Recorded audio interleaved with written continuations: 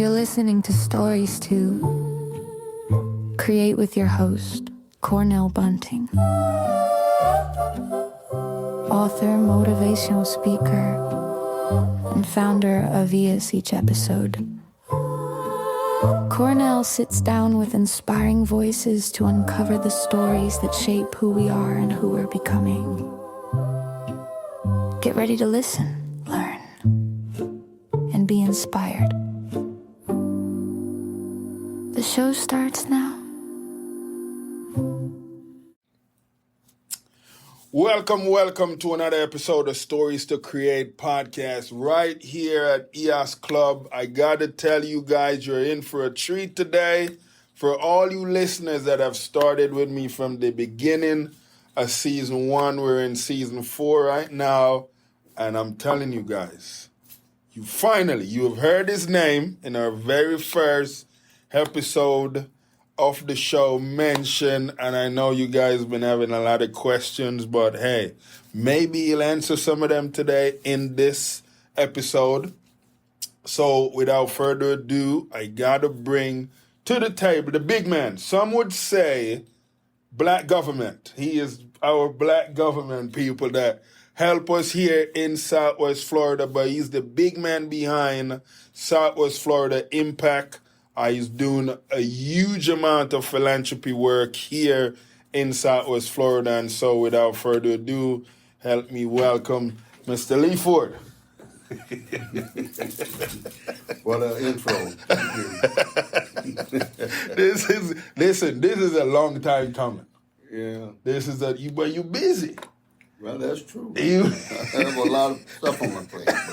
Go for it. You hear it, guys. So Before we're gonna go into some stuff, but one of the things that I know a lot of my listeners, they want to hear from you because they heard from your brother, who was our very first guest on the show, Pastor Ford, when he talked about how you put a whooping on him and his brother.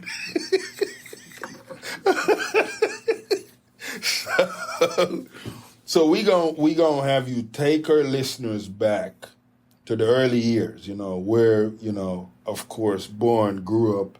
What was that like? Well, the way back in my days, this is the 60s and the early 70s, when we grew up in our family in Naples. Yes. Our mother and father both worked all the time. Mm-hmm. And I was the oldest. Right. I'm about 6 years older than my brother, Greg, who passed forward, who you had here. Right. And my mother taught us some great life lessons, and my father. And the thing is, whoever they left in charge. Yeah. That's who was in charge. That's who was in charge. And regardless of what they do, whether you knew about it or not, right, you was responsible. Okay. See, what Pastor Ford failed to tell you is what they was doing that required me to respond or react that way, because the way my mother ran the house is I got it from them. Right. Oh, okay. So all I did was when I get it from them from something that they did, then I would just carry it over and take care of them. Oh, okay. So that's what happened. See, what he didn't tell you, I don't know which one of those episodes with me and them that they were talking about, but I remember the biggest one was we had just moved into our new home. Yeah. We went in that house 2 weeks. Wow. My brother Greg and Nate decided they're going to play softball in the living room. Oh, no. Oh, yes. Man. So they took a bat and hit the wall. Oh, no. And put a dent in my mother's wall right there going into the kitchen. So you can't miss it. You can't miss it. I was in the room, in her room, my father's room, making up the beds and stuff, doing my job, I didn't know they was in the living room playing softball. Right. So I hear this noise. I go out there. They don't hit the wall with the bat and put a dent in it. So I know what's going to happen when my mother and father get home. Right. They're not going to them. Right. They coming to you. I can tell her, and I did try it, but they don't listen, that I was in their room making up their bed, cleaning up their stuff when they were out here playing baseball, softball in the living room. Right. You know, they didn't want to hear that. Oh, my goodness. So my mother took care of me when she got home after she looked at me and wanted to know how I let them do that. And then the way it was and the way it is back then was when my father came home after work, she told him about it. Oh. But guess what else happened? My father would always say, "Come in, mister, we need to have a conversation." Oh, no. There was no conversation. You don't talk. Right. He's doing all the talking. And he took care of me, too. So he don't tell that part. He just talk about what I did to them. And boy, did I take care of him and my brother. So don't get it twisted, folks. I wasn't abusing them.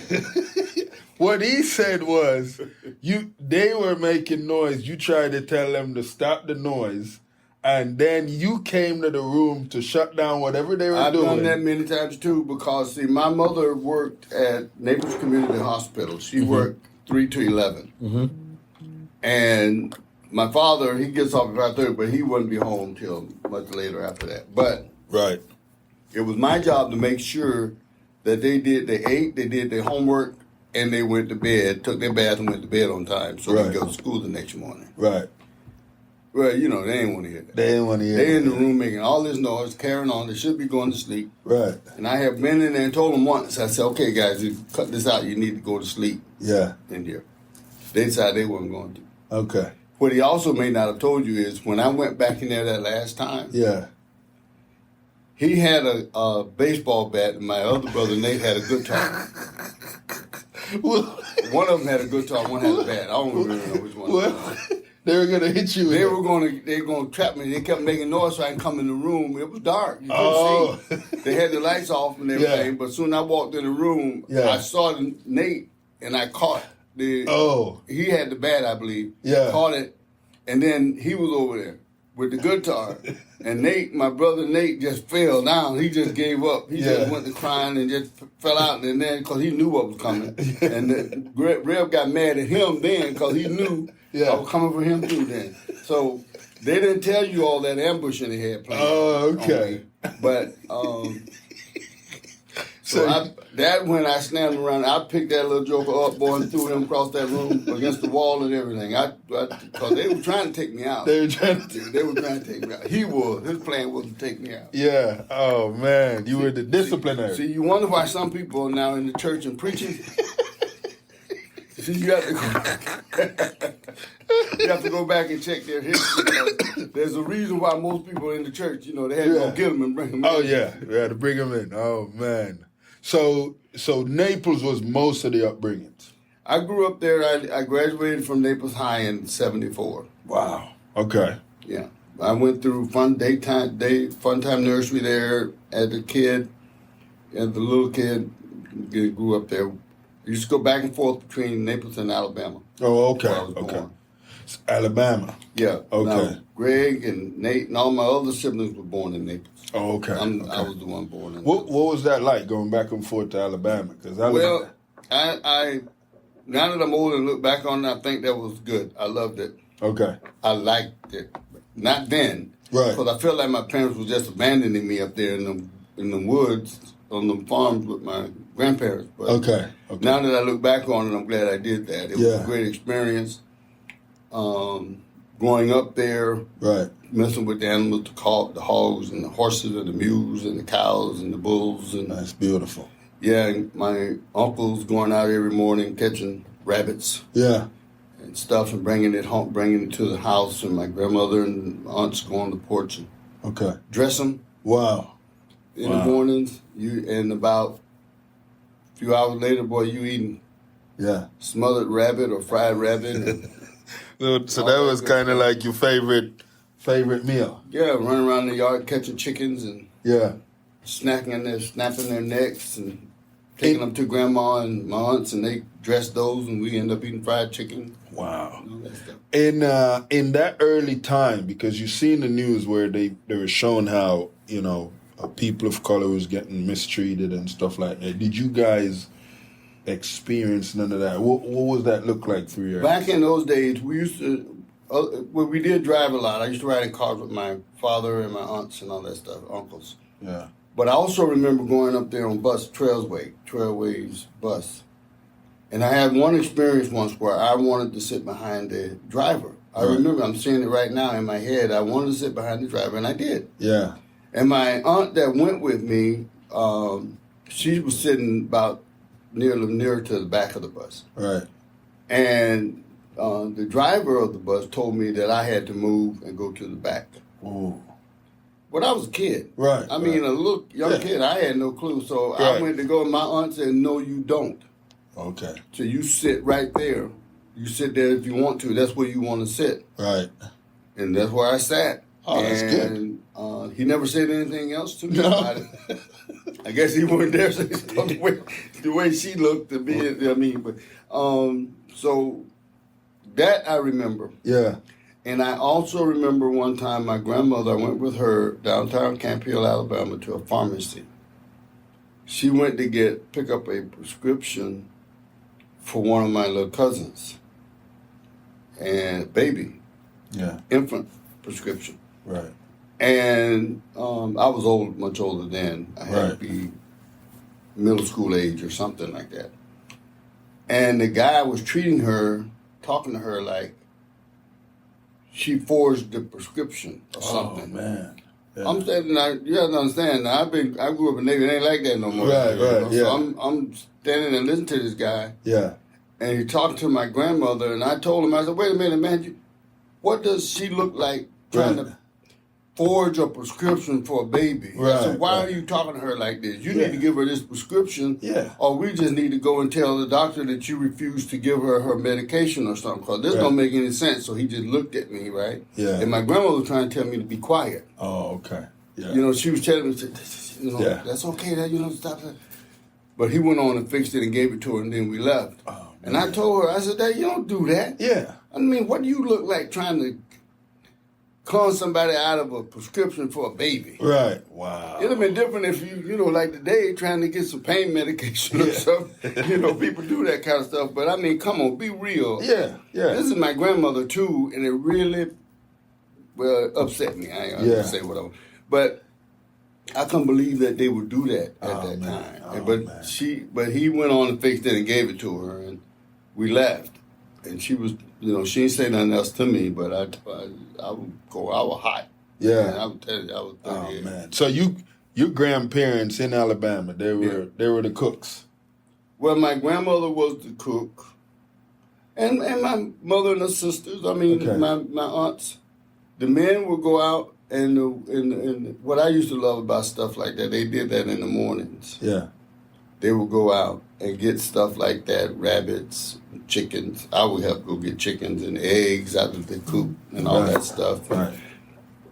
Me and my uncle and cousins. I had an uncle that was only a year or so older than me. Yeah. So we were kind of close and stuff like that.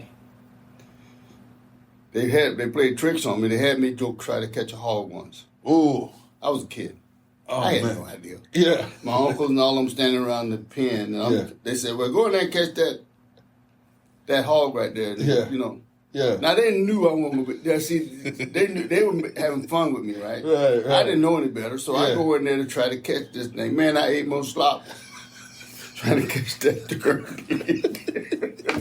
Oh, man. I was so mad with them. Yeah. I couldn't beat them up or nothing. I was 38 hot. Boy, I was falling down in that slop and stuff. I couldn't catch that dirt thing. Man. Anytime you put your hand on, they just slip right through. Just slip right through. But I didn't know any better. I was a little kid. So I just went in there to do it because they told me get in there and catch them. I thought I could catch you. But I found out right quick, nope, you're not catching these pigs. Not today.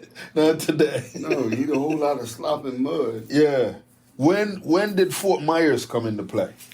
I went to when I came back from school at St. Mary's, Kansas. I went back to Naples, and I was struggling with employment and stuff. Okay. And I moved to Richmond. Okay. Virginia. Virginia. Okay. I went there for 5 years. Came back to Naples, and things was going very well then. Yeah. And a friend of mine I knew from back in the day, his name was Raleigh Rice. He used to be the Parks and Rec director for Collier County. Right. And we knew each other very well. I went to school with his son, Joe, and Joe Rice. Yeah. And he called me. He was working up here with Don Wanaka and the Parks and Rec for the city, and asked me if I would come up and look at the Dunbar Rec Center. At the time, I was working for the city of Naples as a recreational programming consultant. Okay. I had a contract with them. So I came up. I remember Dunbar Rec Center back when I was in school. We used to come up here. They used to have dances and all that stuff with the kids in school, teenagers dances and stuff. So when I went in there that day, when I came here, there was Miss Gibson. She was still there, in there, and the place was pretty empty. Right. And all I can think of was when the place used to be when I was a kid. How busy and active it was with kids and high school kids, teenagers, and everything. And I said, "Boy, this place used to be, booming." Yeah. And so at the time I walked through it, I wasn't sure 100% that I would agree to come do it. Right.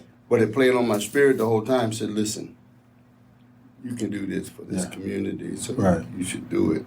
You remember what it was like. That's talking to myself. Right.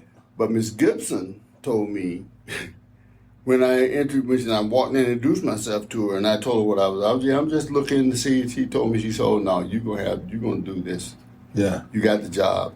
Wow. And you're gonna do good here." I said, I said, "Who is this old lady?" Yeah. So eventually, I did take the job. That's been over 40 years ago now. Wow. I've been here since 82. Man. And wow. So that's how I got here. That's how you. Wow. But you still had a house in Naples. I got rid of the house. Oh, okay. Naples. Yeah. Okay. That was, God truly has blessed me, and He continues to do so. That's beautiful. It was weird. I got there. I was treated badly when I first come. Bank of America. I knew a lot of people in Naples, and a lot of people knew me, and they liked me. Yeah. A lot of people liked me, and I got along with folks. Right. Except powerful folks. Okay. I didn't realize none of that. Okay. You're the first I've ever told this publicly, and, and I know you got listeners listening. Oh, yeah. I found out when I came back to Naples from Virginia, there was a city council person. His name was Red Holland. Yeah. Red Holland used to have a painting business, and my brother Nate, my younger brother, who had the heart attack a few years ago, we used to use Red Holland's license to do painting jobs down in Naples, Aquiline Shores, Gulf Shore Boulevard, all those places where we made great money with that stuff. And he called me over, so I'm thinking that's what it was going to be about, was some more work. Right. So we had this coffee table, and we sat there drinking coffee, and he was telling me, he proceeded to tell me the reason why I was having so many problems getting a job is that the power folks there decided they need to get rid of me. Oh, man. So I was blackballed. Oh, man. And I was always wondering, because the last job I had was working for Thompson Grocers. Right. On Bay Shore in Naples. And anybody down there knows what that is, Dale's store. Mm-hmm. Back then, he just started doing this warehouse stuff where he was selling bulk items, sort of like a Sam's or whatever. Yeah. And his wife came downstairs one morning in tears. And she said she had to let me go. Wow. Well, then, I'm young, and when I didn't put nothing in it, I just felt, maybe Dale decided, whatever, and I didn't understand why they would do that, because I learned a lot of things when I worked at Eckerd's. Right. And I never thought about that either till then. Right. Because they just walked in one morning and told me there that I need to have, they asked me for my keys. Wow. I was a troubleshooter. Okay. I used to come over here to the Eckerd store. There used to be an Eckerd store right here on College Parkway in Fort Myers. I used to come over here and reorganize their stores, reorganize their office. Went to Immokalee, did the same thing, and did our store. I was so much in there in Naples, they thought I was the store manager. Wow. When the corporate office called out of Clearwater. Right. But like I said, if I was like I am now, I'd put more thought into it and realize something's going on here. But back then, I was young, full of my stuff, and I told them, take this job and do whatever, walked off. But that's what he was telling me. He said they needed to get rid of me before I realized my potential. Oh, wow. That's exactly what he told me. Wow. And I said, what? Yeah. He said, yes. Yeah. Wow. I said, well, I'll be. Yeah. So that's how I ended up leaving Naples. I went up there to stay with my cousin. Yeah. Did very good up there as well. Yeah. Then I ended up coming back here when me and the wife decided we weren't going to make it anymore with my first wife. Okay. And I came back to Naples, and that's how I ended up here. And then you heard the story how I ended up in Fort Myers. I've been here ever since. Oh, my goodness. So, they have this crazy stuff that I guess was going on with the railroads or the railroad track where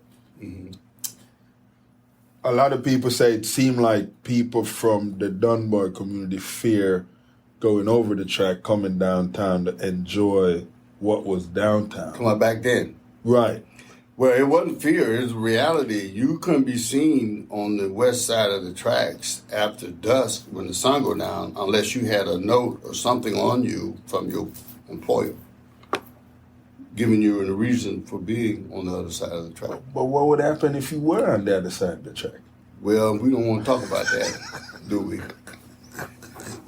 It's not a laughing matter, people. It's not a laughing matter. It's reality. See, and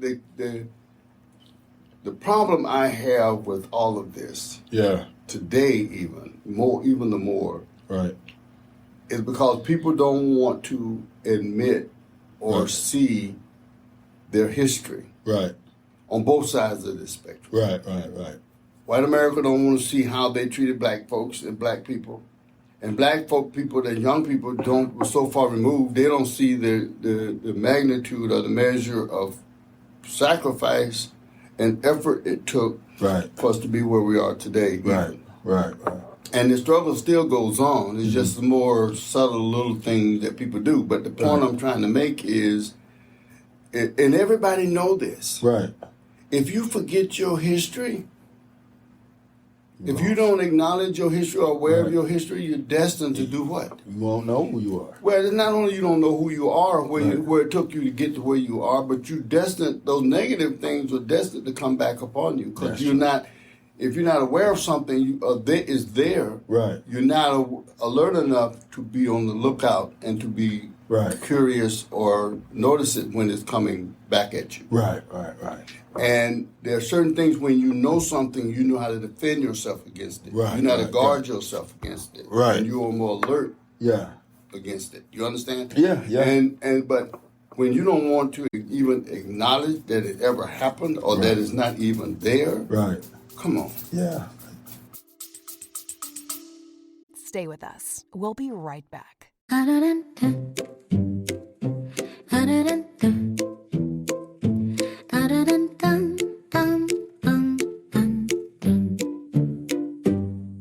Every young person carries a story of hope, of struggle, of dreams waiting to rise. But in too many undeserved communities, those stories go unheard. At ease, Inc. Everyone has a story. We believe every voice deserves a chance through mentorship, empowering programs and storytelling workshops. We help you discover their purpose, strengthen their mindset, and build a future they can be proud of.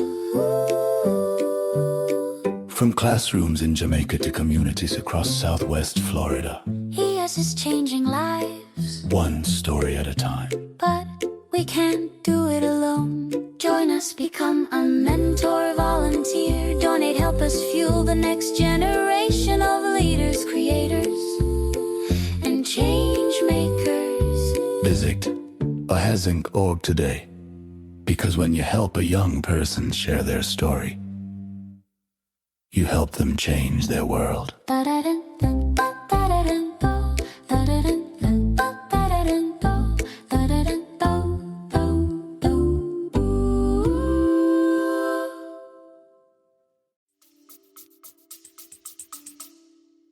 But we're dealing with a lot of that right now. But it seems like the newer generation don't even really know how to handle it. There's some positive and negatives about the newer generation. First of all, I go around. I travel around this area quite a bit. I'm on the East Coast a lot. I'm on the West Coast. I do this kind of thing. And sometimes I'm in environments where I watch people, and I love doing that. Right.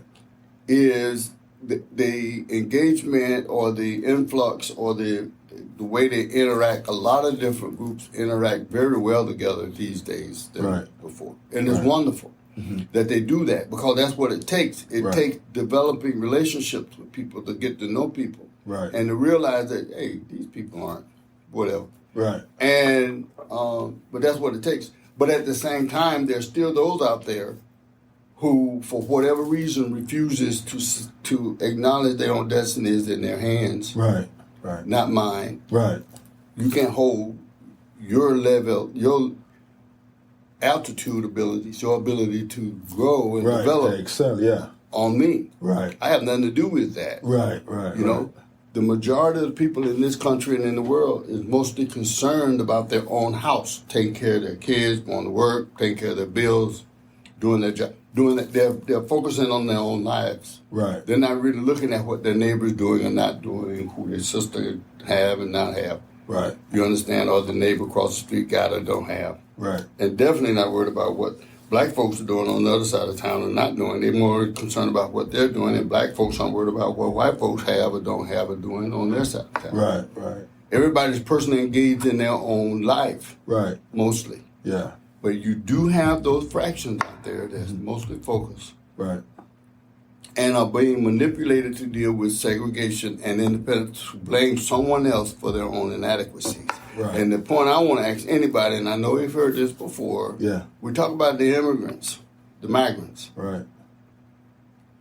Now, I know black folks and white folks in this country that got to the point where now one of them want to go out there and pick tomatoes. I don't know none that want to go out there and pick a cucumber. Right. I'm just saying. Yeah.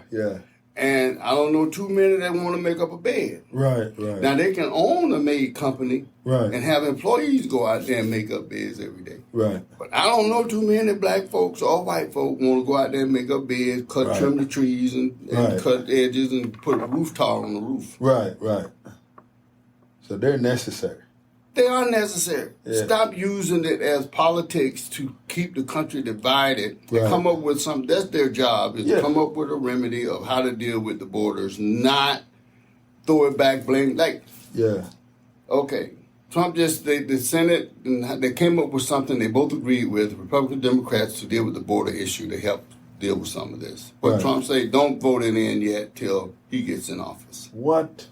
Yeah. Oh, man. Now, what is that? Yeah. He outright telling you this is a political football for them. Yeah. And he don't want Biden, because he's in office, to get credit for getting the bill passed. He want to be in office when that happens. Oh, man. I mean, now come on, people. Yeah. This ain't about politics. This is about our livelihood. Oh, yeah. And our lives and these people. If you're going to build a great country and a beautiful country, now I got all kind of problems with America. But I'm going to tell you right now, baby, I don't want to be nowhere else. Yeah. I thank God for blessing me to even be here. I know what my ancestors and history had to do to get me to this point in my life. Right.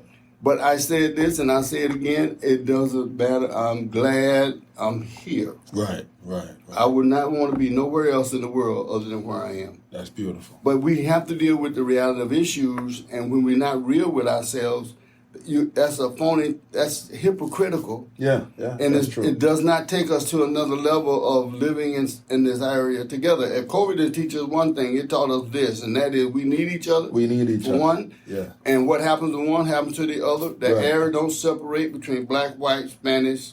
Not nobody. None of that. The air we breathing, we all breathe it. Right. So why are we fighting over stuff that's irrelevant? Right.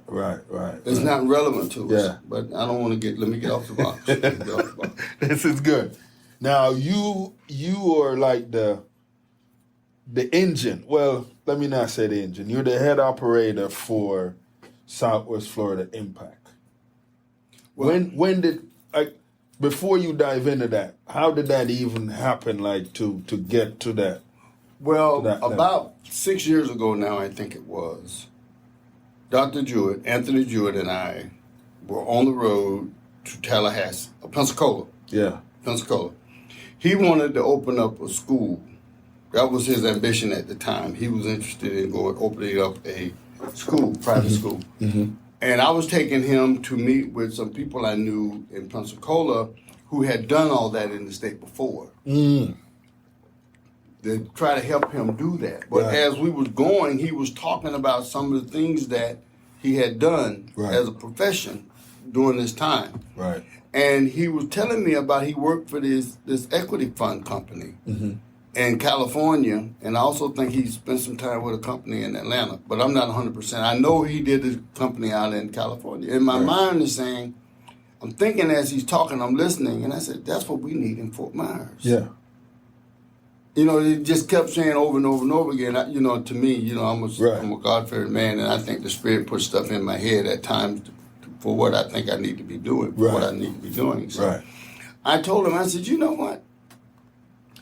That's what we need in Fort Myers. Yeah. We need an equity fund that could focus on incentivizing development in Dunbar. Right. In the Martin Luther King community. Right. Because at the time, John Talmadge had this chart on this information on this thing, and he was showing it to us. And it showed that all over Lee County there was development going on. Right.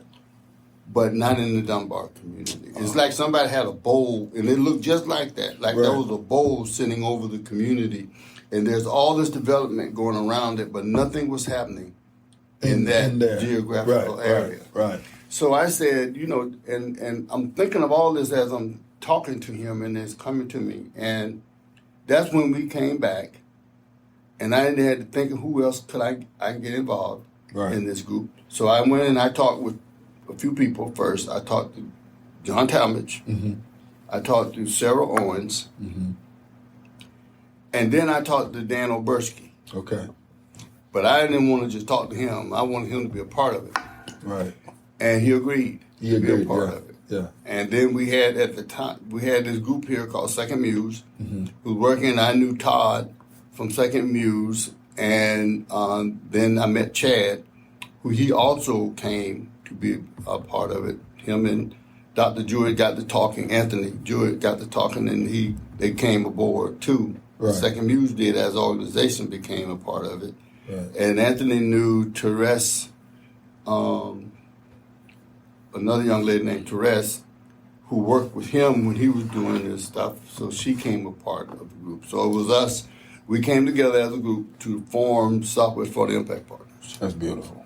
Yeah. That's beautiful. And then we went to have the meetings, and I knew, and I told him and everyone, I said, well, we're not going to get anything from here right away. So we need somebody, a national or international group or outside the area group that can give us an influx of money. Yeah. And Bank of America made the first commitment of $1 million to us. That's beautiful. But it took us almost 5 years, 4 or 5 years to get that. Wow.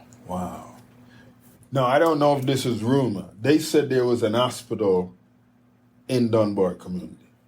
Yeah, there used to be where Dr. Elder Piper. Right.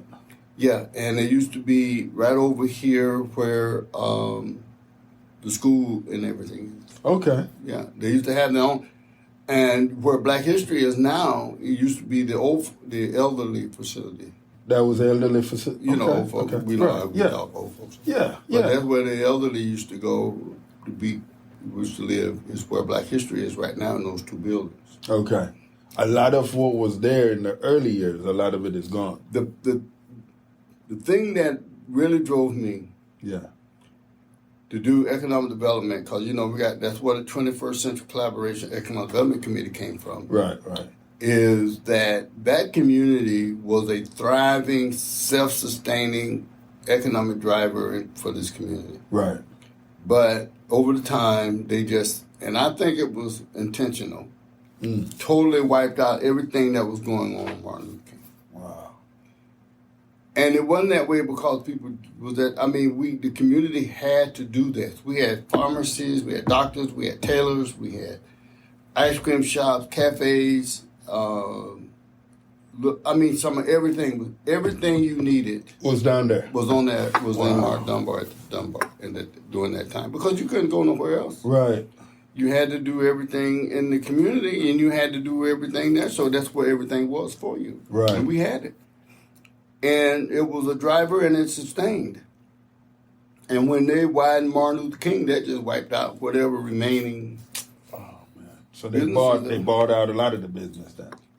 Well, yeah, that was especially those on the south side. They had already tore down the ones on the north side mostly. Oh man! Wow. So this was happening like what, late 80s? Yeah, 90s? right around there when right before they widened Martin Luther King, and during that time they just finished it up. Just widened Martin Luther King. Man. So the collaboration group come back to rezone that area so we can start rekindling and redeveloping. The situation is tougher now. Right. I use the scenario, people ask me what happened with that, and I tell them, I said, well, it's just like preacher kids. Right. I said, what do you mean? I said, well, preacher kids, they have to be at church every time the doors open, because that's where the parents were and that's where they had to go, regardless if they wanted to go there or not. Right. And I said, when they turn a certain age where they can get some freedom, they leave their man like hot rod. They burning rubber getting away from that church, because they had to live their whole life in it. Right. And I said, what happened in the community is they left the gates at the railroad tracks. Yeah. When they raised those gates, then Edison Mall and all them places, boy, and any other restaurant they can go to, people decide to go because they were not able to engage in that kind of stuff before. Right. So they left, and they forgot what sustained them in their community. Right. And it's up to the community and the people within it to rekindle that. Right. And until that happens from within, it very rarely, it most likely would never be a success, because you have to support your community. The dollar has to circulate in that community a number of times, not just once or twice, but it need to overly recirculate forever to build up economy in the community for it to be sustained. Right. But I tell my clients too, I said, there's no such thing today, black business or white business or green business. Not yellow business. It's all green business. It's all green business. Yeah. And if you provide a good service and who do you care who come and indulge, as long as they pay you for your service, and you give them good service, they will. And as long as they come, that's all that matters. Yes. So if you build a business, you don't build a business for a geographical area. You build a business for a market. Right. When NAACP was formed here, what was that looking like for you, like partnering and all that stuff? Well, in Collier County, I was very much involved in NAACP. Right. And when I first come here to Fort Myers, I was involved with NAACP. I backed away from all that many years ago. Yeah. Even though at one time I was still involved with the state NAACP. Right. I wasn't totally engaged here, but I was involved in a number of things that people knew all the stuff I was involved with. They probably say, no way, but I don't talk about all this stuff. Right. I just do it.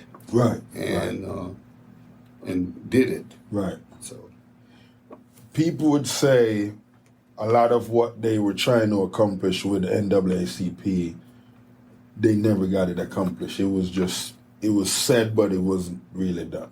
Well, this is my problem. Now, they're here in another area. I've been quiet about this. I've only talked to very few people about this stuff. Right. What people don't understand, back in, I don't even know when it was. It had to be either the very early 70s or the late. It had to be early 70s. Yeah. Willie Green and Willie Ballard was NAACP representative at times. I was in Naples. And I was dating my first wife at the time, and we were both in high school. And I was sitting at their house. My father-in-law at that time was Herb Cambridge. Okay. Herb Cambridge people will tell you that knew him. He was one of the most smartest people that you ever want to meet in this world. And very articulate and all that. Mm-hmm. And Willie Green and Willie Bell came over to see him. Now, at the time when I first saw him, I recognized him. I wasn't sure where I knew him from when I first saw him. But then when they came in the house, I said, who are these guys? Because even then, they wore those loud suits. Yeah. And I see these guys get out of the car because Herb's den was right at the driveway of his house. Right. When you're looking out of the window, you can see the cars pull up in the drive. And I'm looking at that, well, who in the world? Yeah. They got these loud suits on and hats and, reds and peach and all that. I said, man, what in the... Yeah. But, they got out of the car and they came in the house. Normally when he gets company like that, when I'm there, I just leave the room. But this time I didn't leave. Yeah. I just sat there for whatever reason, and nowadays I see why God intended for me to stay there and listen. Right. They were in there. They came in. They introduced me to... He and Herb introduced me to him, all this stuff. And they were in there talking about how to campaign against Lee. See, Herb was I think at that time, he worked for Collier County Schools as the curriculum person for the district. Yeah. So they was in there talking, and he was an NAACP person in Collier County. Right. They were here in Lee County. But they were talking about how to get the school to hire blacks in middle management, like assistant superintendents and principals and vice principals and all this stuff. Right. That's what they were talking about. I'm sitting there, I'm listening. I remember that like it's happening. I can see it right now as I'm thinking about it, talking about it. I can see them talking and where they all were sitting in the den and talking about it. They was talking about a letter that needed to be written. Right. And how the NAACP could do this and how the NAACP could do that. And that's what that conversation was. And I'm going to tell you, it really upset me once. Yeah. I was at an event. For some reason in my head, I'm thinking it was a black and white ball, but this has been years ago. And these guys were talking about Willie Bell and Willie Green. Okay. About how they talk. Right. And how they, they don't have no their education and all this stuff. Yeah. So I'm standing, and I was getting fired up because all of those guys that I knew in the group, that I knew of, was in education. Right. Yeah. Wow. They got their assistant principals. They got these good jobs in the school system. Yeah. And all this stuff. I'm sitting there listening to these guys talking, and I'm sitting there. We're standing in line to get, I think it's something, a drink or something. I don't know why we were there. I can't remember all that part. Right. And I was getting 38 hot. Yeah. Because I was there in that room listening to Herb and them figure out what to do, regardless of Mr. Green say children, because he couldn't see anything say children. Children. Yeah. I know they had their problems, but the fact of the matter is it took these guys to do what they did. Right. For these people that got these good jobs today, even with their education, right? If they wouldn't have done what they did in Lee County, see, people forget Lee County was the last county in the whole state, to integrate, right? Wow! And it took the Justice Department to make them do it. Wow, the Justice Department had to step in. They filed a suit. I forget the guy here in Fort Myers. I can't hit. I should know that. I can. Yeah. I don't know why I can't think of his name right now, but I do know who he is, his name. But they had to file a lawsuit to get the school to integrate. Right. Wow. So this same system here was still people that left, they still here. Yeah. So they weren't hiring blacks no more than school teachers. Right. They weren't hiring them in management or administration levels. Right. These guys went out and made that happen. But yet they got these good jobs now, and they talk about them like, no man is perfect. Right. And I know Willie Green, Willie Bell, and them, they had issues and other things, but it does not negate the fact of what they did do for this community. They made things happen. That's right. Yeah. And it's sad that we get so pompous that we forget what started and what got us here. Right. Yeah. Yeah. We need. So, for a lot of people now would want to know, what is the relationship like with the siblings? with all your siblings? Well, it's only me and Greb and my sister now. Okay. And we get along good. We get along good. Okay. We don't have, I mean, you know, we don't have our debates. Yeah. You know, I got my way, he got his way. Yeah. And my sister, she just stays out of all of it and just tell us to check on her, keep her, take care of her or whatever. So we do that. And people was curious about the band you guys had in the early years. What made you guys want to have a band? well, all of us, me and all of us that had the band, we all was in music. Okay. A lot of people don't, you know, these days I don't do that stuff anymore because when I go from one thing to the next, I leave whatever it was and go on. Right. I was a singer back then, and I was a drummer. Okay. I played the organ, I played the trumpet, and I played percussions. Wow. Yeah, we had a 10-piece band. It called Changing Faces. Yeah. We played at Ramada Inns. We played back in the day. They used to have a club called Big Daddy Lounge. We played there. We went over to Miami. We played Strawberry something place. And right. We played. We came to Fort Myers only once. Right. We played at a place on Martin Luther King. I forget the name of it. Psychedelic something or Shack. I don't know. It wasn't that McCullough Hall? No, it wasn't McCullum Hall. It was across the street, across the street from McCullum Hall at the time. Okay. And they had a band here, Slip and Slide, I think. Yeah. And we made an agreement. My brother and I made an agreement with them that we'll stay out of Fort Myers, they stay out of Naples. Wow. And we did. Okay. But we went everywhere else. And we did very good. We were one of the best bands according to the radio stations for a while. We ranked in South Florida. One of the best dance bands in South Florida. We had 10 pieces. Wow. We were called Changing Faces because we had everybody represented. We had black, white, Spanish, Mexican. I mean, we had a very diverse. Very diverse band. Oh, that's awesome. And but we did it up, man. We did our thing. And when I left that too. Yeah. Wow. Moved on. Now, with everything that you're doing with Southwest Florida Impact Partners, what is the relationship looking like with the government, seeing what you guys are doing, with the impacts you guys are doing? How are they behind that? Well, the county and the collaboratory both are looking at ways that they can probably help support, keep moving what we did, especially what we did with the ARPA program. The ARPA program, yeah. Yeah, we generated, out of that, I have about 230 clients. Mm-hmm. You're one of them. Yeah. And of small businesses. Mm-hmm. Mm-hmm. The vast majority of those businesses did not have a county tax receipt or city tax receipt. They were just out there doing what they do and to make money. Right. Now every one of them do. They have both a county and a city tax receipt. Yes. Because in order to participate in the ARPA program, you have to have a county. You got to have a county, yeah. Even if you do live in the city. Right, and so forth. So we have, and now they know, because I've been telling people for years here that the businesses are out there. You just got to give them a reason to show up for the fight. Right. And that $20,000 grant gave them a reason to show up for the fight. Yeah, show up. Especially when they found some people that they knew was actually getting the grant. Right. It wasn't just a conversation. Right. Yeah. It was real. Yeah. And so we helped. Matter of fact, we had 5 groups, which was FGCU, Small Business Development Center, Goodwill, SCORE, Manufacturers Association, and us, Southern for the Impact Partners. We gave out more grant money than any of the other groups. We gave out almost $1 million. Yeah. We, I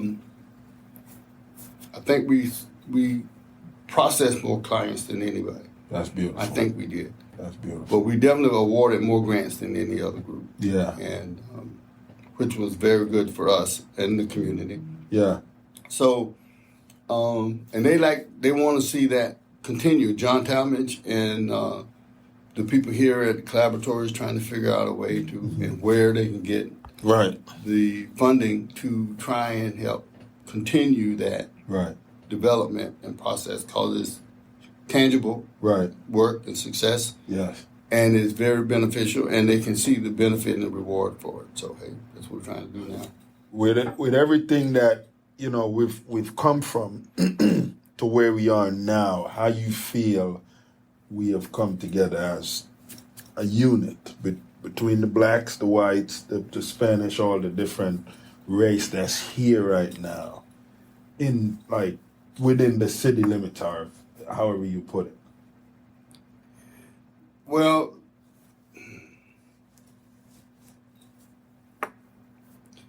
in my world, it's pretty good. Okay. I have relations. See, that's what people don't understand about anything, and they do, but they live it, but they don't understand. They don't understand and fully focus on that aspect of their life. Right. A lot of people don't. Nothing happens without investment. This is true. Yeah. It's either your time, your space, your whatever. You have to invest in something to get something back. Right. It takes it don't happen. Yeah. And that's why I tell all my clients in business, all my business clients, you need to sit out there and develop relationships with different institutions. Why I say institutions is because each one of these professions to me are considered like institutions. Right. Lawyers, bankers, insurance, every aspect of business, you need a direct connection and relationship with somebody that deals in those areas. Right. Yeah. You need them. Yep. And it takes you going out, investing yourself in these folks to develop these relationships with people. You got to show up. Because you need them to go from an acquaintance to an advocate. I like that. I mean, if you go to your banker, your banker, not the bank. Right, your banker. Not Miss Sally that sit at the same desk every day. You go in there and you just speak because you see her and you recognize her for being there. No. Right. You know Miss Alice got 3 kids. She got 1 in the military, 1 in college, and 1 at home. Right. She got 3 dogs and a cat. Yeah. And they this, that, and other. And she got a husband that do whatever. Right. You know this because, and then she knows these things about you. You need relationship with her. Right. So that when you ask her to help you, she is not just helping you. She is now an advocate working on your behalf to get you what you need to do. What you need to do. Yeah. And people need to understand that is what makes it work. Right. Nothing else. Yeah, nothing else. You got the relationships. You got relationships, and those are the ones that's going to be with you to the end. Because relationships, people overlook certain things. Relationships overlook mistakes. Yeah. Relationships think of you when nobody else is thinking of you. Right. And they do what they can to help you. They understand. They will support you. Yeah. Acquaintances, they're in and out. Yeah. You call them today, they're with you tomorrow, they don't forget all about who you were. Right. And you know, that does not work. Right. What I've done all my life, ever since I was a teenager, is I get to know and develop relationships with people. That's beautiful. I'm there for them, and I have an expectation of them being there for me. Right. But like I said in the beginning, nothing happens for nobody unless you invest. And what that means is your time. Right. If I'm having a bad day and I just need to vent, I go to you, I call you up and I vent. You don't brush me off and say, well, Lee, you know, I got to do something. Yeah. No, you take the time. You tell me, if you can't, Lee, give me 5 minutes and I'll call you back, or can you call me back in 5? Yeah. You're considerate, you're courteous, you work with me. Yeah. I like anything beyond that or less than that? Yeah. It's no good. You can't do business and go home every day. That's true. It don't work. Don't work. That is true. When last you been back to Alabama? I haven't been to Alabama now in a couple of years, but trust me. Yeah. I got an aunt up there, man. She's 92 or 3. Yeah.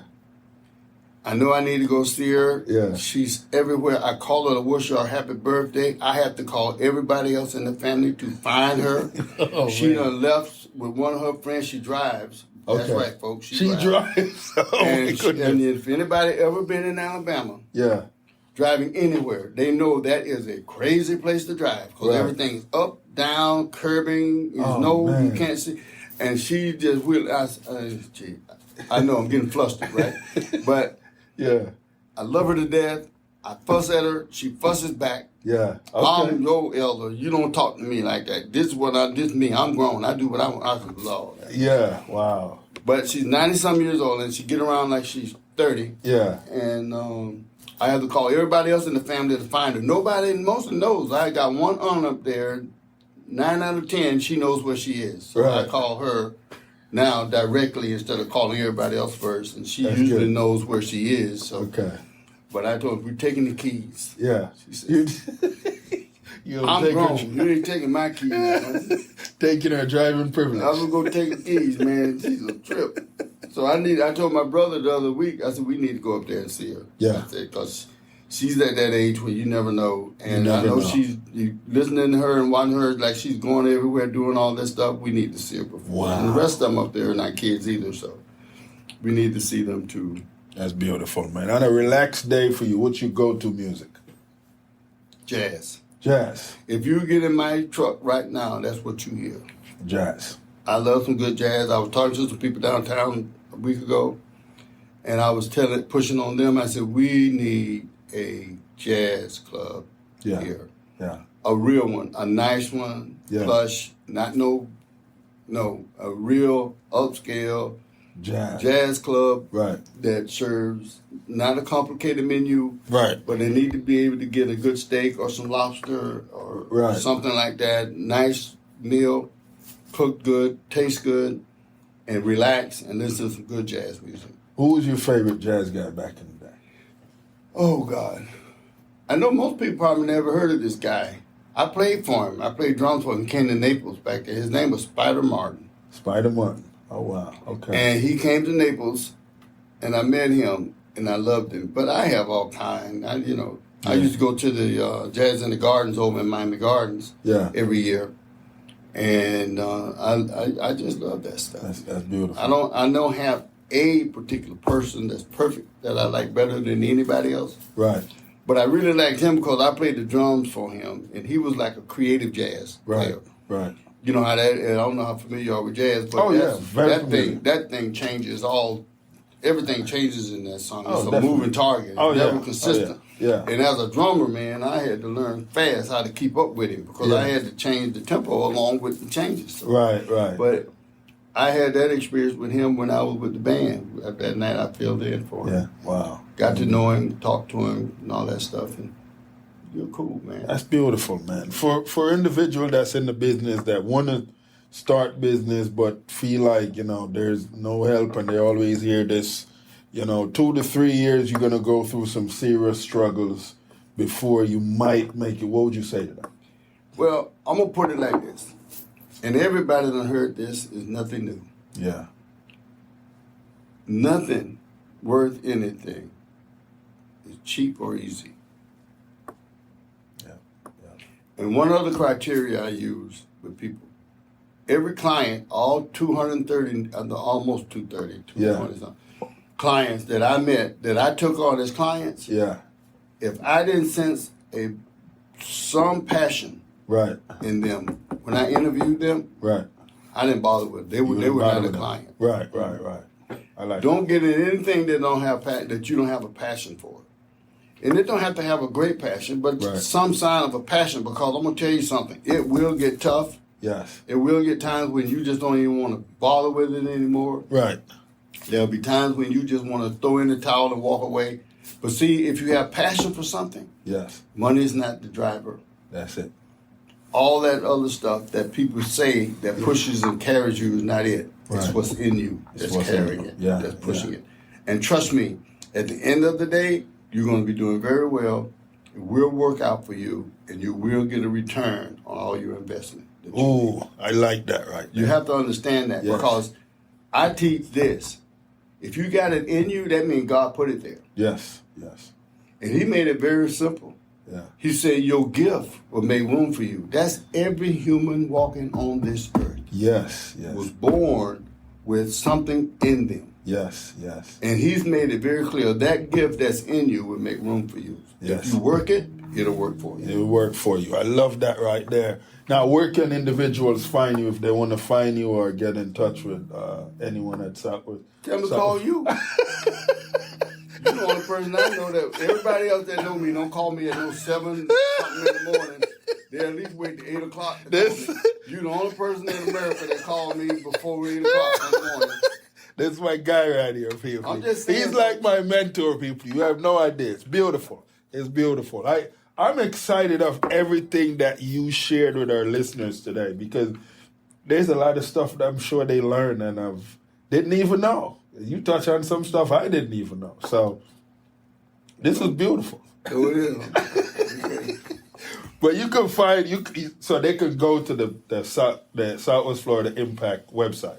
Yeah, they can go there, or they can, I currently have an office at the Enterprise Center on Martin Luther King. You can always call the Southwest Florida Enterprise Center, and just ask for Southwest Florida Impact Partners, or just ask for Leap Forward. There you go. We have a office over at B-Way. Okay. Becky there is, as a matter of fact, she's really the one keep all of us going here. She's housed there. Okay. And they can always call B-Way and ask for Becky or Southwest Florida Impact Partners there. Beautiful. And they'll hook them up with Becky, and Becky can always reach me. Or if you see me walking or talking or something, just walk up and say, "Hey, my name is so and so. Can we talk? I'd like to meet with you or whatever." We can do that too. They don't need to be scared. No, they don't need to be afraid. I'm no bear. No. There you go. Well, listen, guys.